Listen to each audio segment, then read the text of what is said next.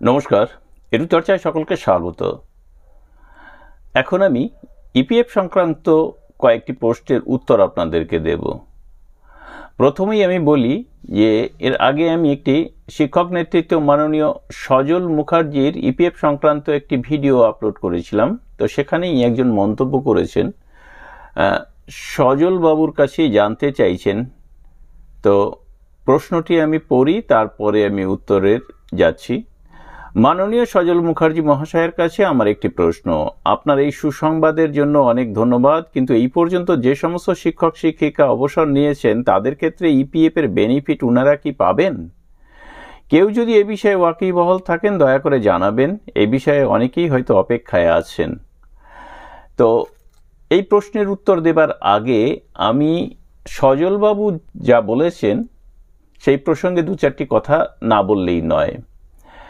তো দেখুন, সজলবাবু শিক্ষক নেতৃত্ব, তিনি সংবাদ পেয়েছেন কোনো সোর্স থেকে, তারপরে তিনি জানাচ্ছেন ইপিএফ বিষয়ে জানাচ্ছেন।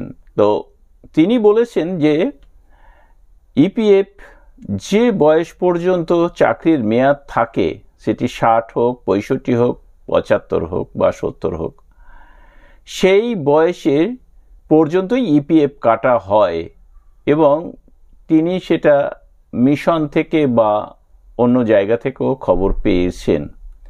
তো তিনি কি খবর পেয়েছেন বা এটা কতটা সত্য সেটা উনি বলতে পারবেন সে বিষয়ে। তবে ইপিএফ এর নিয়ম কি সেটি আমি আপনাদেরকে আবারও জানাই। এর আগে আমি ভিডিও করে জানিয়েছিলাম, এখনও আবার বলি। দেখুন, ইপিএফ এর নিয়মই হচ্ছে যে কর্মচারীর 58 বছর বয়স পর্যন্ত ইপিএফ কাটা হবে। এই 58 বছর বয়স পর্যন্ত ইপিএফ কাটা হলে আপনার যা বেতন তা 15,000-এর ঊর্ধ্বে হলেও 15,000 পর্যন্ত আপনার ইপিএফ এর কাটা হবে। 12% হারে আপনার এই ইপিএফ কাটা হবে।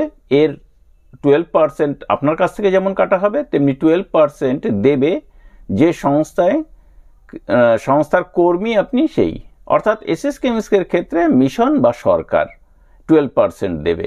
এর 8.33% পেনশন ফান্ডে যাবে। আর 58 বছর বয়স পর্যন্ত আপনাকে 10 বছর ইপিএফ কাটাতে হবে, তবেই আপনি পেনশনের আওতায় আসবেন। এইবার প্রশ্নে আসি যে সজলবাবু যে বলেছেন 70 বছর পর্যন্ত ইপিএফ কাটানো হবে, এটি আমি যতটা জেনেছি সেটা কিন্তু নয়। 58 বছর বয়সের পরেও ইপিএফ কাটানো যেতে পারে, কিন্তু সরকারি কোনো আপনি যে শেয়ার বা কন্ট্রিবিউশন সেটি কিন্তু আপনি পাবেন না। আর আপনি যদি 58-র পরেও ইপিএফ কাটাতে চান তাহলে সেই সংস্থার অবশ্যই পারমিশন লাগবে। সে যদি পারমিশন দেয় যে হ্যাঁ আপনি ইপিএফ ফান্ডে বা পিএফ ফান্ডে আপনি টাকা জমাতে পারেন, আপনার নির্দিষ্ট যে অংশটি সেটি আপনি জমাতেই পারেন। এই নিয়ে কিন্তু কোনো বিরোধিতা নেই। এখন সজলবাবু ঠিক এই অংশটির কথাই বলেছেন নাকি সরকারও সমস্তটা দেবে এই অংশ বলেছেন, এটি কিন্তু আমি বলতে পারছি না। তাই আমি যাদের মনে প্রশ্নটি রয়েছে তাদেরকে আমি ক্লিয়ার করার জন্যই এটা বললাম। তাহলে আশা করি সজলবাবু যেটি বললেন তার পরিপ্রেক্ষিতে এই উত্তরটি পেলেন। এবার আমি প্রশ্নের উত্তরে যাই। প্রশ্নে বলা হচ্ছে যে এই পর্যন্ত যে সমস্ত শিক্ষক শিক্ষিকা অবসর নিয়েছেন তারা কি এই ইপিএফ পাবেন? তবে দেখুন, 2015 সাল থেকে ইপিএফ কাটা হবে, এটাও সজলবাবুর বক্তব্য ছিল একটু। তো আমি সেই 2015 সালকে ভিত্তি ধরে এগোচ্ছি। যদিও 2015 সাল থেকে ইপিএফ কাটা হবে কিনা সে বিষয়ে কিন্তু এখনো পর্যন্ত কোনো সিওরিটি পাওয়া যায়নি। তো 2015 সাল থেকে ইপিএফ যদি কাটা হয়, 2015 সালের পরে যারা 60 বা 65 সেটি ফ্যাক্টর নয়, যিনি রিটায়ার করবেন তিনিও কিন্তু ইপিএফ এর আওতায় থাকবেন। এবার তার তো আর ইপিএফ কাটার কোনো প্রশ্ন নেই, তার তো চাকরি নেই, তার ইপিএফ কোথা থেকে কাটবে? বা যিনি জীবিত নেই, রিটায়ার করেছেন, তার চাকরি নেই, আর যদি কেউ মারা গিয়েও থাকেন সে কথাও বলবো, তার তো তিনি জীবিত নেই, তাহলে তিনি টাকা দেবেন কোত্থেকে? তাহলে ইপিএফ কাটতে গেলে সমস্ত বা সম্পূর্ণ টাকাটি দিতে হবে সুদ সমেত সরকারকে বা এসএসকেএমএসকের পক্ষ থেকে সরকারকে বা মিশনকে। তবে কিন্তু ইপিএফ কাটা যেতে পারে। সেক্ষেত্রে যদি রিটায়ার করেও যান তাহলেও বা মৃত্যুবরণ করেন তাহলেও। এইবার এসএসকে এমএসকে এর ক্ষেত্রে এখনো পর্যন্ত যেহেতু ইপিএফ চালু হয়নি, তাই ইপিএফ সংক্রান্ত যে নিয়ম, সেই নিয়মও কিন্তু তৈরি হয়নি। তাই নিয়ম তৈরি হলে তবেই পাওয়া যাবে। যদি সরকার মনে করে দেবে তবেই দিতে পারে, না হলে কিন্তু পাওয়ার কোনো সম্ভাবনা নেই। এবার মনে করুন যে কারোর 58 বছর পেরিয়ে গেল, 60 হয়েছে, যিনি 60 নিয়ে আছেন তার 58 পেরিয়ে গেছে, যিনি 65 নিয়ে আছেন তার 60 পেরিয়ে গেছে, তাহলে তার কি ইপিএফ কাটার সম্ভাবনা আছে? আবার সেই একই কথা বলি, ইপিএফ অ্যাকাউন্ট খুলতে গেলে যে সময় আপনি অ্যাকাউন্ট খুলবেন তার বিগত টাকা যদি দিতে হয়, তাহলে সেই সুদসহ সমস্ত টাকা কিন্তু হয় আপনাকে নিজেকে বহন করতে হবে, নতুবা সরকারকে বহন করতে হবে। তাহলে এই টাকাটা যদি সেই এককালীন সুদসহ জমা পড়ে যায়, তাহলে কিন্তু আপনার ইপিএফের সেই 15 সাল থেকেই হোক, 20 সাল থেকেই হোক, যখন থেকে বা জয়নিং থেকেই হোক, সবটা কিন্তু করতে কোনো অসুবিধা নেই। হ্যাঁ, আবারও বলি, এটির জন্য যে সংস্থায় কাজ করা হচ্ছে তিনি কিন্তু অ্যাকাউন্ট খোলার অনুমতি যতক্ষণ না দিচ্ছেন ততক্ষণ পর্যন্ত কিন্তু এই ইপিএফ নিয়ে আলোচনা করা কোনো ভ্যালু নেই। কোর্ট অর্ডার করেছে, আমরা জানি যে 60-দের জন্য ইপিএফ খুলতে হবে এসএসকে এমএসকে শিক্ষকদের ক্ষেত্রে। তো সেক্ষেত্রেও 15 সাল থেকেই যে খুলতে হবে সেটি কিন্তু অর্ডার করা নেই, সেখানে অর্ডার আছে খুলতে হবে। কবে খোলা হবে, কিভাবে খোলা হবে, সেটি যেহেতু যতক্ষণ পর্যন্ত না অর্ডার হচ্ছে ততক্ষণ পর্যন্ত কিন্তু বলা যাচ্ছে না।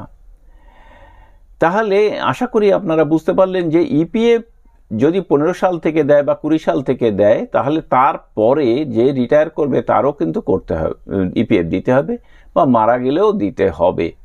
এটা প্যারা টিচারদের ক্ষেত্রে কিন্তু এই একটি নিয়ম আছে, এটা আমি জানি যে যিনি মারা গেছেন তিনি ইপিএফ এর ক্ষেত্রেও এই সুবিধাটুকু পাবেন, বা যিনি রিটায়ার করে গেছেন তিনিও এই সুবিধাটুকু পাবেন। ফলে এসএসকে এমএসকে এর ক্ষেত্রে এখনো পর্যন্ত যেহেতু নিয়ম নেই, তিনি পাবেন কি পাবেন না সেটা কিন্তু বলা যাচ্ছে না, কিন্তু আপাত দৃষ্টিতে তিনি পাবেন এটাই বলা যায়। এবার আরেকটি প্রশ্নে যাই। প্রশ্নটি করেছেন ইন্ডিয়া ব্লগার লালি এই এই অ্যাকাউন্ট থেকে। যেদিন থেকে ইপিএফ কাটবে সেদিন থেকে আমাদেরও টাকা কাটবে, তো তবে তো সরকার আর তার ওপর সমপরিমাণ টাকা দেবে, তাহলে আমাদের একসঙ্গে অনেক টাকা কেটে নেবে, একটু বিস্তারিত জানালে ভালো হয়। তো লালি, আপনি নিশ্চয়ই এটি যখন শুনবেন তখন বুঝতে পারবেন আপনার প্রশ্নের উত্তরও কিন্তু এর মধ্যেই লুকিয়ে রয়েছে, যে একসঙ্গে অনেক টাকা কাটবে। হ্যাঁ, আপনাকে দিতে হবে, নতুবা সরকারকে দিতে হবে, এটাই নিয়ম। এবার এসএসকে এমএসকে এর ক্ষেত্রে সেই নিয়ম বলবৎ হবে কি না, যতক্ষণ পর্যন্ত না অর্ডার হচ্ছে ততক্ষণ পর্যন্ত এই বিষয়ে কিন্তু আর কিছু বলা সম্ভব নয়। তবে এই প্রসঙ্গে আরেকটি কথা বলে রাখি, যদি 2024 সাল থেকে ইপিএফ চালু হয়, তাহলে তার আগে যারা অবসর গ্রহণ করেছেন বা মারা গেছেন তাদের ক্ষেত্রে কিন্তু ইপিএফ চালু হওয়ার কোনো সম্ভাবনা নেই। তাহলে আশা করি ইপিএফ সংক্রান্ত আপনাদের প্রশ্নের উত্তর আপনারা পেলেন। এরপরেও যদি মনে হয় যে না আরও প্রশ্ন আছে আমার বলা হয়নি বা আপনাদের কাছে ক্লিয়ার হয়নি, তাহলে অবশ্যই আপনারা কমেন্ট বক্সে কমেন্ট করে জানাবেন, আমি যথাসাধ্য উত্তর দেবার চেষ্টা করব। ভালো থাকবেন, সুস্থ থাকবেন।